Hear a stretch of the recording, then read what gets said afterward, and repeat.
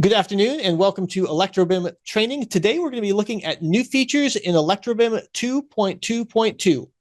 If you have questions, contact our support team by using the live chat on our website or emailing support@designmaster.biz.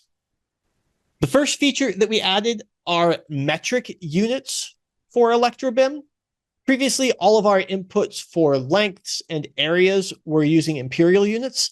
Now we actually take a look at the units in your Revit project and then key all of our lengths based upon those. So in Revit, under Manage, you have project units, and you have the area, and you have the length. And we're going to use those values in our software.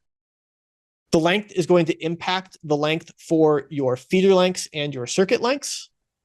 So if we take a look at the panels here, and we have the length, it's pulling that length from the Revit units.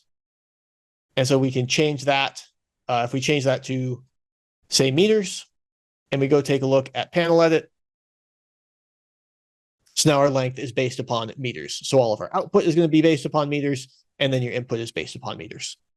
So that's pulling from the Revit project settings. The area is a little bit different because we're using that for wire areas.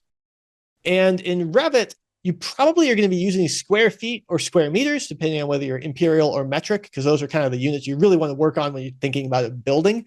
However, when you're thinking about wires, those are just way too big, and you're using either square inches or square millimeters. So we'll take anything that's imperial, and we're going to treat that as square inches.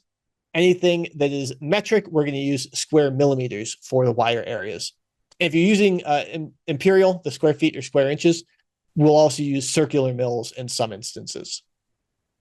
So we will leave this as imperial, and we go take a look at customization, and we look at our wire sizes. Our wire area with the insulation is based upon square inches.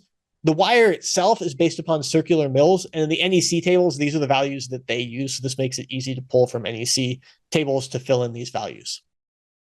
If we change it to metric for the area, we'll go square meters, and we go to our wire sizes. We can see that we're using square millimeters for both of those areas. So we don't exactly match the units that you're using because you don't want to really use square meters or square feet for these areas, but we're going to at least key off of it and match imperial versus metric.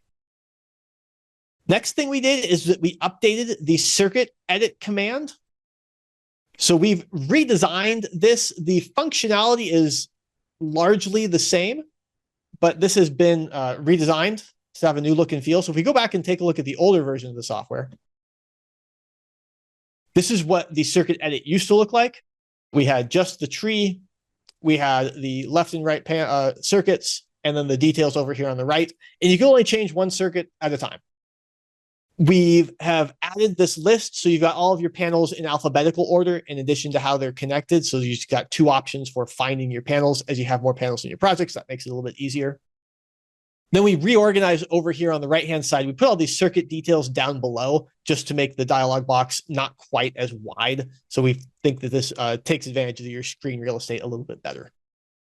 Then the one big improvement is that we also support edit multiple with this new dialog. So we've added that to panel edit and instance edit in previous releases. Now that is supported for circuit edit as well. So you can select multiple circuits and make changes down here. You can see that the description varies because each of these have a slightly different description. This also works across panels. So if I select multiple panels over here, you can see that we've got the LP2 circuits, and then we have the MB2B circuits, and there's nothing there. So let's find two panels that actually have things on them. So you can see we've got the circuits across the two different panels being shown, and then we can actually make changes to circuits on two different panels at the same time. And then you make your changes down here once you've got the circuits selected. We also redid the family edit dialog. So previously, this is what the family edit command looked like. We had default settings for the family up at the top, and then we had settings for each different type down at the bottom. And if you had lots of types, there was a lot of scrolling that you had to do. And if you want to make any changes, obviously you had to make it to each of them, and that's a fair amount of work. We reimagined this dialog, and now it looks like this. So we dropped that family default. So each type just has the settings in it. Every type has all of the settings We're not trying to do the family default and then the other type settings because that was a little bit complicated and added complexity to the dialog box and the usage of the software. So now each type just has its setting, but you can select multiple types at once and make changes to all of them. So if you have to make changes to a bunch, in the same way that kind of you would use the top section, now you just select them all and make that change. You can change the type up here. So if we go to transformer, which is what this is, then we could go through and change the KVA on each of these to match what is actually set here.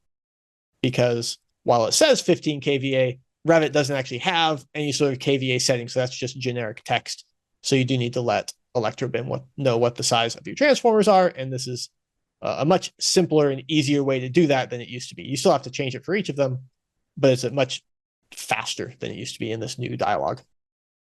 We also added a new set and instance value. I'm going to take this 750 KVA transformer and use it to demonstrate. If you do set an instance, what this means is rather than having it be fixed based upon the type, it basically becomes what Revit would call an instance parameter, where you set it in the instance instead.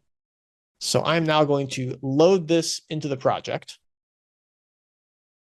We'll take a look at this transformer in ElectroBIM, and we can see that if we choose one of these types that I modified, 112.5 kVA, it's being set and it's locked because we set that in the family. And the idea is that that's what size this is, and you wouldn't want to change it because if you wanted to change the kVA, there's going to be so many other things that change. You can't just type in a new value.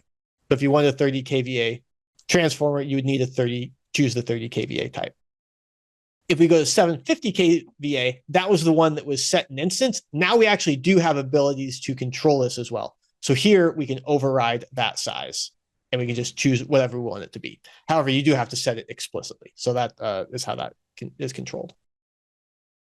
Other change that we made is in customization.